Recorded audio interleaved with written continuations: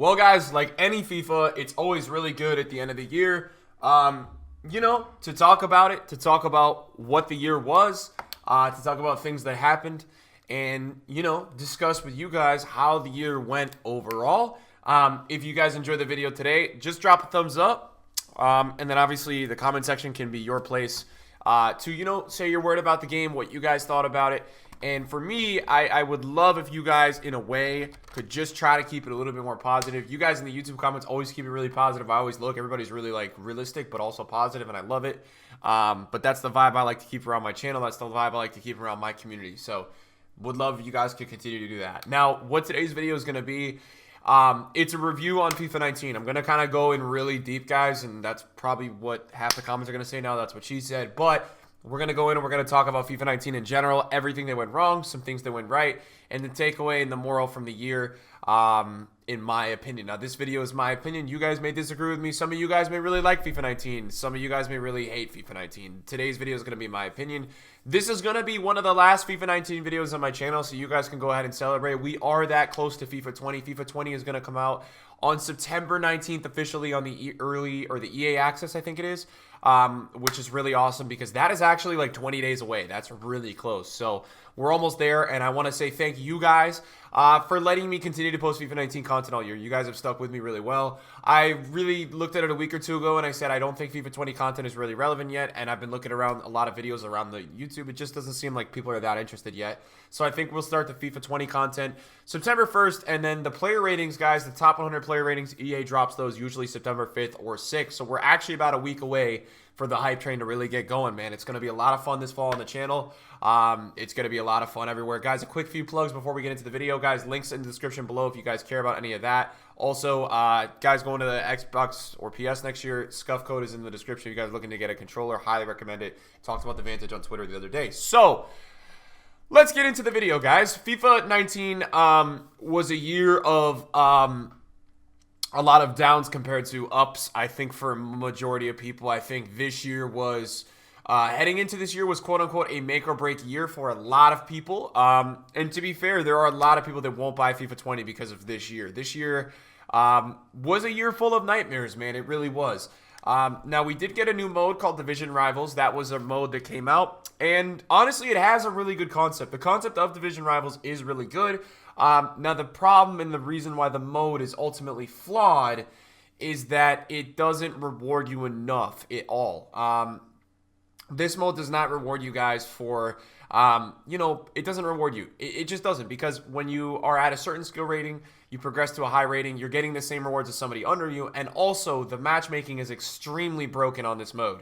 In my eyes, the matchmaking would be okay/acceptable if the rewards were better, but at the end of the day, when you're at a top skill rating and you're only getting 2 ultimate packs per week at the rank 1 or the rank 2, it's just not that rewarding. So the mode is really good, and it's actually going to be interesting to see in FIFA 20 how the mode does, because if you guys don't know already, with FIFA 20 what EA have done is they actually lessened the skill rating for the mode for the matchmaking. So once you get to 2200, you can actually drop to 2101 before the matchmaking adjusts, and you are playing anybody else at 2200 plus, which should be nice next year. For example, if I'm 2700 and I look for a game, I can play somebody at 2200 or even 2101 if they got to 2200, which is really nice. When you get it to this year, you can really only play somebody within 50 or 100 skill ratings of you, which makes it just ultimately really competitive, especially with all the exploits in this mode.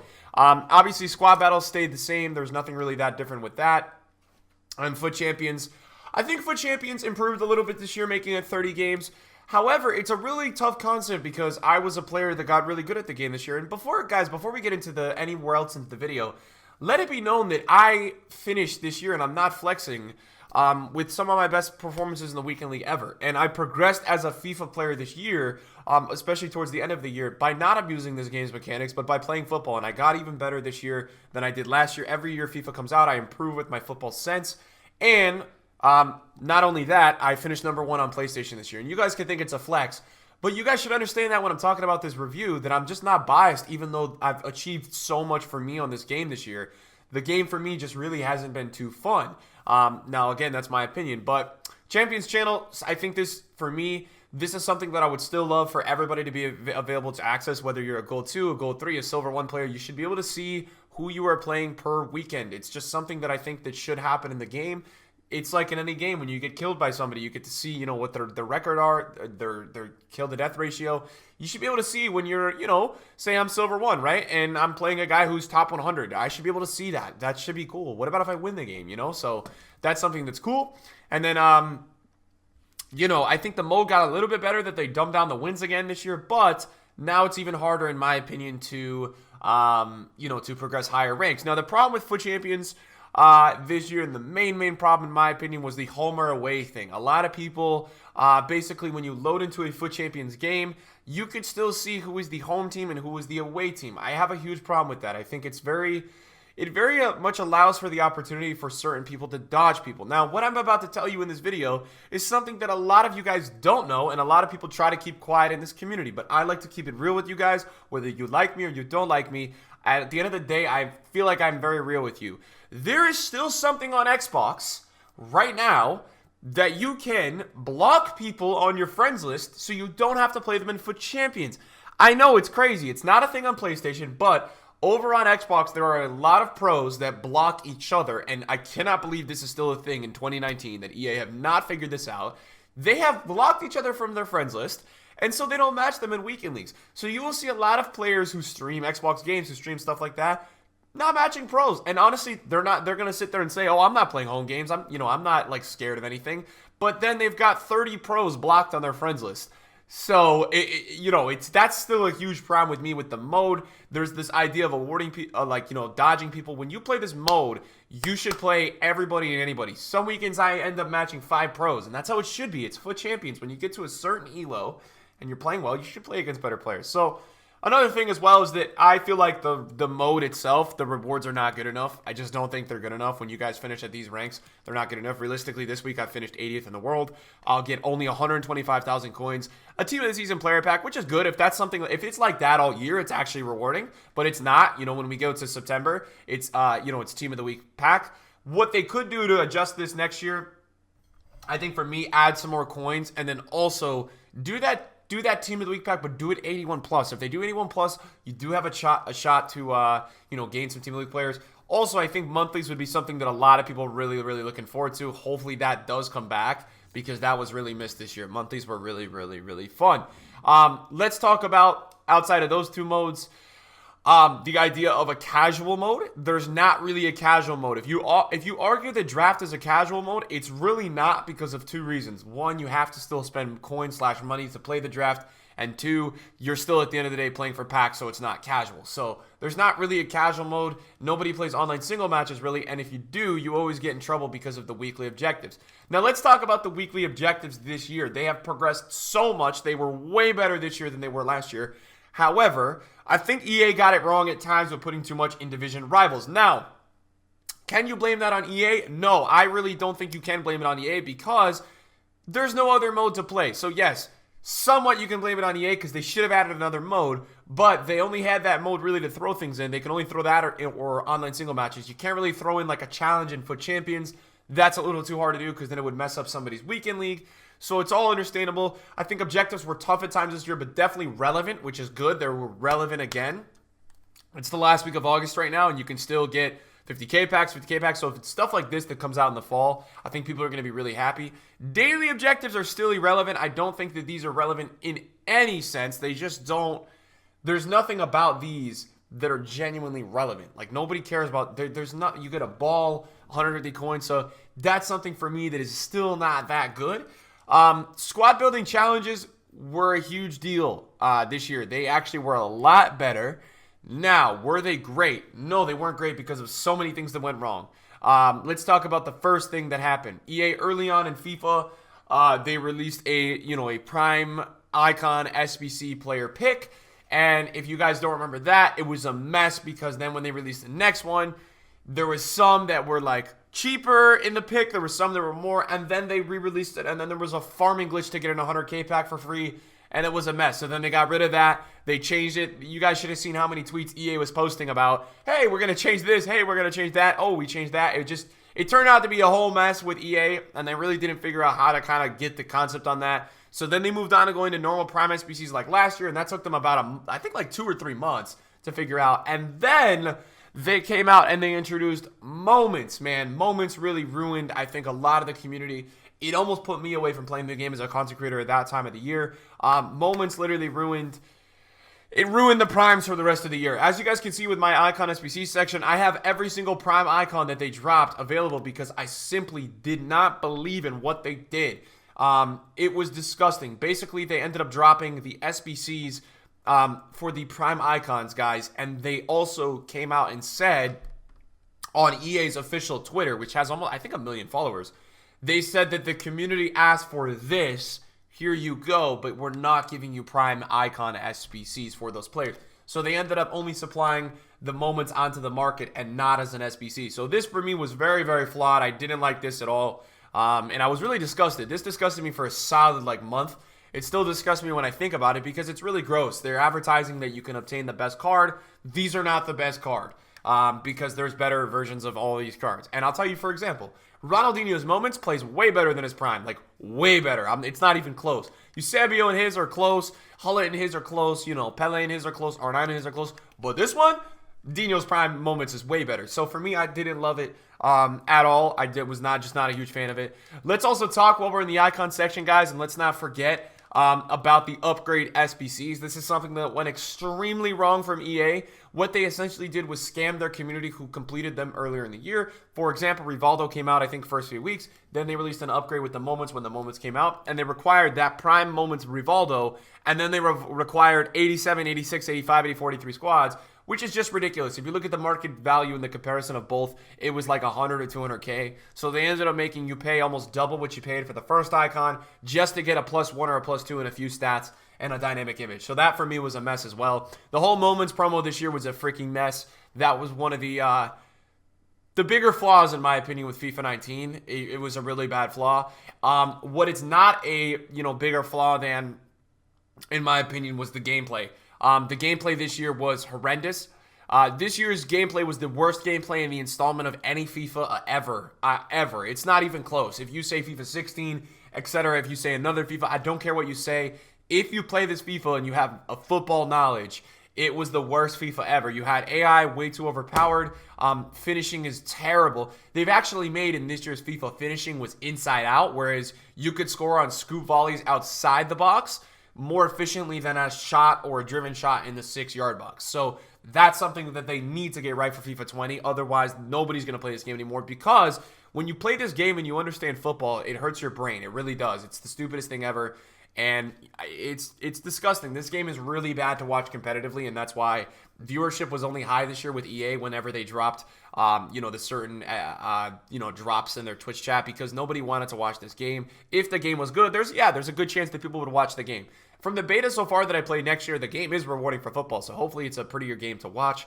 I just don't want to speak about the gameplay too much because, honestly, the gameplay has kind of scarred me. It's disgusting. I do not want to talk about the gameplay because the gameplay is awful. I hate it. I have played a lot of games, but I am a content creator, and I do play Weekend League every weekend, but it's a mess. I literally don't enjoy playing this game. There's a few games that I enjoy playing this game, and not only do you have bad mechanics this year, but it's 2019, right? We're in the year where there's so many developments around the world within technology, and EA still don't know how to fix their bad and good gameplay. Now, a lot of people just say I have bad gameplay when I'm losing. People say stuff like that. There are different variants of gameplay in FIFA 19. There have been for years, and they still don't know how to figure it out. Bad gameplay is not delay. It is not lag. It is the touches that your players take on the pitch. There's something coded into the game to make some games have bad gameplay and some games have good gameplay. When you have good gameplay, your players are buzzing. They take the proper touches. Even if you have delay, you can tell that your players are moving around nicely. And when you have bad gameplay, they almost push the touches and do that kind of stuff. So when you have the bad gameplay with the push touches and the delay, it's a mess. So we still deal with that kind of gameplay, this far into the cycle. Foot swap was something that was really good this year. I like foot swap a lot. I think that was a big positive of FIFA 19. I wanted to point that out. I think EA did a very good job with foot swap. I thoroughly enjoyed that. And I think the last few months of the game had been really good because they brought on, I'm not going to say it was all him, but Foot Economist, and I think he had a lot of good ideas and did a good job testing things out, testing the waters for next year with certain SPCs and certain players. So I think in terms of SPCs going forward and next year, I think we've got finally a brain at EA that has a good idea of what to do going forward. I think he knows what's going to be good, what's going to be bad, and things like that. And obviously next year we get milestones and things like that. I think something for the SBC section that I need to speak about is that I think we need the FUT Champions upgrades from the start, and I also think we just need more upgrades. I think with you play other games that are sport based and have menus, I think there's just more to do upgrade wise. Whereas this year, I just don't feel like there's a lot to do. They only dropped like 3 advanced SBCs all year, whereas I think in 17 or 18 they dropped like 10 of these throughout the year. They started doing continent based ones, so this was really fun. Hopefully they do more of those, because these are really nice for people because you get a lot of packs, right? Like there's a lot to do here, so that's something that I would hope that EA brings more of, like maybe a monthly rotation of that or something. We're gonna get more SBCs next year anyways. So that's the hope, that EA would do potentially more of that next year. So for me, guys, SBCs this year, the moments really hurt it. The prime icons really hurt it. But I'll probably still give SBCs the higher rating of this year. I'll probably give it like a 7.5 to an 8, just because of how much came out last year compared to this year in terms of 18 to 19. The daily content that came out on 19 compared to 18 was like insane. It was almost like every day except Sunday this year, you logged on and expected something to come out, which is a nice feeling because you do get hyped up. Even though you get disappointed a lot of times, you do get hyped up for content, whereas last year you just knew it was like prime icon rotation every 4 weeks, and that was it. So that was a nice feeling this year. For me, I'm going to have to give gameplay what do I even give gameplay? I can't even give it a 1 out of 10 because gameplay makes no sense this year. So for me, I'll give gameplay like a 0.1 out of 10. I think that may be to some of you guys illogical, but this is the worst game I've ever played in my life in terms of gameplay. That's why a lot of the times you see a lot of people sitting on the menus, especially me. I don't even play this game during the week. Like, tell me another game that you guys watch that people don't play the game. They just sit on the menus. There's not any of that because people are in denial about this game. They trade. They do upgrade packs. They want to get their players, and then they don't want to play with the players. I'm sitting here looking at this squad, and even though it's the last month of the game, if I love football like I do, I should want to play FIFA with that team, and I don't. I just don't want to play FIFA with the team. So that's moreover the bigger problem, is that FIFA 19 is always going to be remembered as the game that had the worst gameplay ever. I think the content was decent. Let's talk about some of the promos that came out. I think that, after I give gameplay that 0 out of 10, the content about 7, the SPCs about 7.5 or 8 out of 10, I'm going to have to give the promos probably a 5 out of 10, 4 out of 10. Now, I love all the promos at times that they did this year. I think the FFS was a really, really cool promo. I think that was like something that was really unique. I think the headliners were a really cool concept. My problem with the promos, guys, was that there was not enough significance on every promo, and what I mean by that is that they kind of felt really forced. It felt like EA was just trying to make money off a lot of the promos, and there is not that authentic promo feel with a lot of players. I just feel like it was not that like, oh, we have a promo, this is so much fun thing. It was moreover, it felt like EA was like, oh, we got to make money, let's drop a promo thing, and I think that's something that I had a little bit of a problem with. There was also, by the way, the reason why I'm also giving them a 5 for that. Guys, there were so many mess-ups with the promos this year, it's not even explainable. The amount of times EA had to tweet something, the amount of times that EA had to compensate people's clubs with something, it was a mess. It was almost like every Friday you knew that EA was going to somehow mess up something with the promos. So that was also something that I wanted to point out, because there was no way that they were going to get away with that in this review at all about the promos. The promos were an absolute mess. Flashbacks were a really cool concept. I think flashbacks are something that I'm really excited to return for next year. I think that's a really cool way for EA to drop like boosted cards and things like that with transfers or anything like that in a way that is cool, has a nice card design. The cards designs definitely this year were really good. They all looked really pretty. I think EA did a really good job of making everything look nice. As well as I think EA did a really good job, with a lot of people. A lot of people are gonna buy FIFA 20, guys, because of the Footies promo. The Footies promo is always a fun promo, but this year I think that EA did a really good job of taking it to another level, or to a higher level rather. They did a really good job with this promo. The way they got the community to vote. This should be a concept that they do, I feel like, a few times throughout the year. It's such a fun concept where you log on, you vote, and then you get an SPC to come out a few days after for that player. I really liked it, man. It was a really, really cool concept. You kind of got the community super involved. And I think EA's best way of going forward with FIFA and the progression of FIFA, making sure they're getting their community involved. I feel like that is such a big deal. Just making sure the community is active and into stuff is just such a big deal, man. I think it really, really, really is. Going forward, just giving them certain, things to relate to with a streamer or a YouTuber, or things to work for with a player or not. So stuff like that. Now, one last thing I would like to talk about with FIFA 19. I mean, I really just wanted to talk about gameplay, and I wanted to talk about, obviously, you know, like SPCs. Let's talk about two more things. First of all, I talked about it with the Team of the Week packs, but I would really enjoy next year if they made, like, player picks 81 plus for, like, every player pick. I don't know. The amount of times that I saw 79 rated and 78 rated just in general, you know, like within player picks was not great. Now, I know they made the certain ones for team of the season, and they did make it for certain ranks that you got over that, but I just think if you get weekend league, you should just get player pick ratings in general. And then I think the last thing that I wanted to talk about was coin selling. Coin selling went way too easily this year, and I'm not one to nag or rat people out, but coin selling was ridiculous this year. The amount of money that coin sellers made was crazy. It's almost like EA didn't do anything about it. And that's why this year, guys, if you don't know already, we've had some massive inflation. It was a big reason. People don't realize it, but people just think it was rewards that made the market so high this year. It's not. There was a lot of people that bought coins this year. I personally know somebody that bought 35 million coins worth and hasn't gotten transfer banned or anything. I'm not going to reveal his name, but that's just ridiculous. You should not buy that many coins and stay alive, you know, on the menus, etc. So that was that. I think all in all, guys, as a title, I'm going to have to give FIFA 19 a 2.5 out of 10, a 2 out of 10. This is probably the worst game ever. The only reason why people are still addicted or play it is because of the SPC content or the menu content, and that's the only reason why it's a 2 out of 10 for me. The gameplay out of 0 is so bad that it drags down that rating overall. You know, I did give the SPC a 7.5 or an 8 out of 10, but it's not like it averages with the gameplay to make this game a 4 out of 10. The gameplay was so much worse than anything I've ever played. So many stress levels, so many missed open nets, things like that, that I just can't give FIFA 19 overall a good rating. The good news is that FIFA 20, and I've played the beta, I just don't think it can get worse. I think the game is a lot more rewarding. I think the content should be there, and I think that the gameplay should be better. So that's the news to look forward to. Hopefully, you know, this will be one of my last FIFA 19 videos. I've got top 100 rewards tomorrow for you guys on my account, and then we'll have maybe 1 or 2 videos throughout the weekend, and then we start with the FIFA 20 content. So very excited to get rid of this game, very excited to be done with this game, and it's crazy that I'm saying that because I've had an amazing year of you guys following me and on the market. I finished 306 million number 1, and I got top 100 a bunch of times. We had a ton of 28s and 29s a weekend league. It's crazy after all that I still give the game a 2 out of 10 for the year. But it is what it is, right? You got to talk the business and you got to be honest. So thank you guys so much for watching the video. I love you guys, man. Let me know your thoughts in the comments down below, and I'll see you guys soon. Peace out.